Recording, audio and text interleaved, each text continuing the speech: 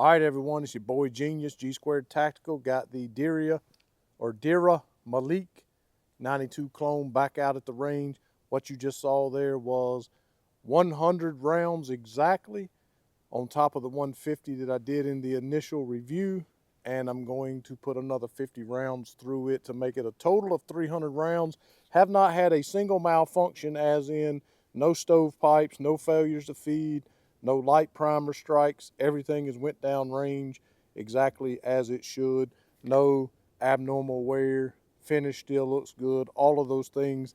The thing that I'm the most excited about is that I've finally gotten pretty good with the Beretta 92 platform. I've never been good with it, so maybe my childhood nostalgia of the gun can become a reality now. Probably not going to carry this gun.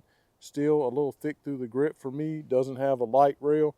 My Beretta 92 Langdon Tactical, it does have a light rail and is optic cut. I have used it as a truck gun on a nightstand occasionally, but right now I'm going to put 50 more rounds through it to get it out to 300 rounds total without a single malfunction. What I have loaded up first, what I have shot, every single round I've shot up until now was 115 grain. The Monarch that I picked up from Academy. This is 124 grain. This is Igman ammunition, 124 grain. That's what this one will be. Then I'm going to put my 147 jacketed hollow point Winchester round that I carry a good bit. I'm going to put that through it, and then I'm going to put one magazine of steel through it, and that'll get me to the 300 plateau. And I just want to see how it runs something a little heavier. So I'm going to start out with the Igman 124 grain and see how that goes.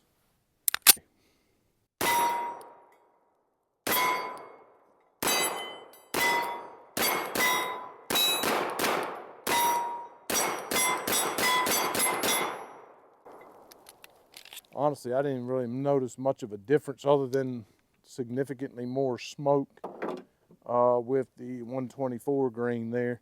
So now I have loaded up the jacketed hollow point. I can't even tell if that's showing up. 147 grain Winchester. Gonna see, generally it hits a little bit harder even though it's not plus P. So let's just see how that goes.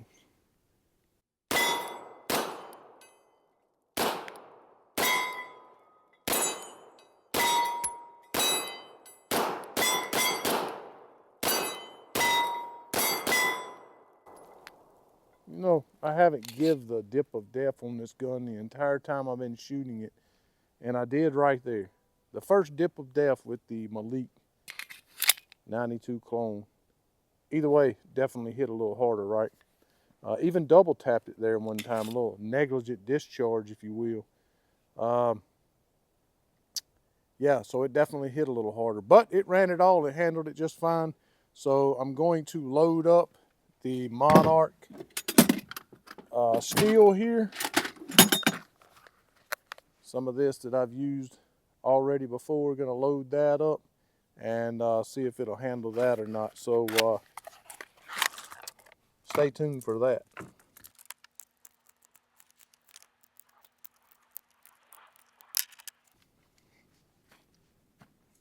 Okay, so I only have 15 rounds loaded up in this. I got the Beretta 92 magazine. There's your steel. Maybe you can see it, maybe you can't. It's going to be 16 to get out to 300 rounds. So what I'm going to do is I'm going to insert the magazine here. I'm going to decock the gun and put the 16th round in here to make it exactly 300 rounds. Quarter cock it here.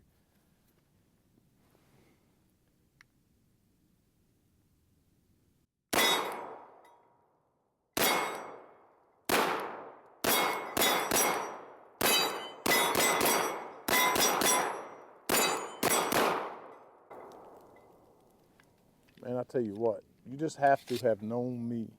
Again, when did I buy that gun? It's probably been 20 years, 18, 20 years ago when I bought that Beretta FS. It's a shame, really, that I've only put probably 300 rounds through that gun because I just never was good with it. I bought the Langdon Tactical, And of course it's optic ready. Man, what an unbelievable double action trigger that thing has in it. Just an astounding gun. And so, you know, naturally, yes, nightstand truck gun. I carry that gun a good bit, actually, not on my person, but just a fabulous shooting gun. But it takes you out of the equation when you have an unbelievable trigger, and also when it's optic ready, you have that red dot, right? I'm just excited.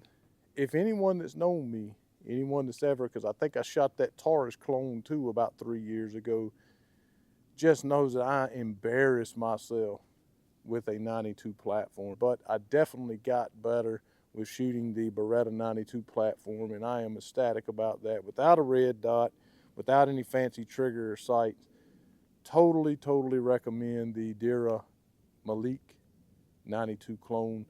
Steel guide rod, finish still looks phenomenal on it. Machining still seems to be less than what you see on my Beretta 92, as much as it pains me to say that. And let's see, let's check the fitment again right fast.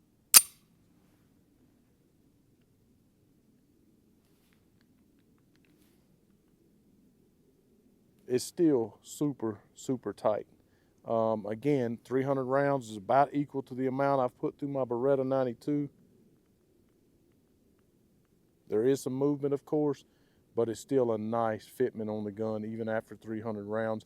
Initially, I had thought, well, they're going to reimburse me for this gun. I'm going to do 1 or 2 reviews, a couple of shorts, and I'll sell the gun so that I can make some money to put back in the ammo and things like that.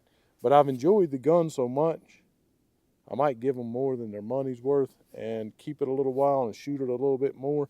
I guess it depends on what you guys want. If you tell me that, if you want me to shoot it more, do some more follow-ups with it, maybe I will. But again, sometimes I just have to sell the gun because I got to buy more guns and ammunition. Speaking of that, if you want to support me over on Patreon, $5 a month, cancel anytime. I do get the biggest majority of that money. You can go over to gsquaredtactical.com. You can support me over there. Click on the 3 lines in the corner. Screen pops down. Support the channel. Pick a tier. Clear out what the suggested price is in the name your price. You can clear that out. Put in there whatever you want to donate. I get the most of that money by a little bit, but I still do good on Patreon as well. Do the super thanks on YouTube. If you can't support me monetarily, the best way you can support me is hit the thumbs up, subscribe, tell any and everybody you know where they can find the best blue-collar reviews on YouTube. And as always, cannot forget, make sure you know Jesus Christ as your Savior. Most important decision you'll ever make. As always, ask me if you don't know. I'd be more than happy to share that with you. And thank you so much for watching. And as always, on this beautiful day that the Lord has made, rejoice in it, and to God be the glory.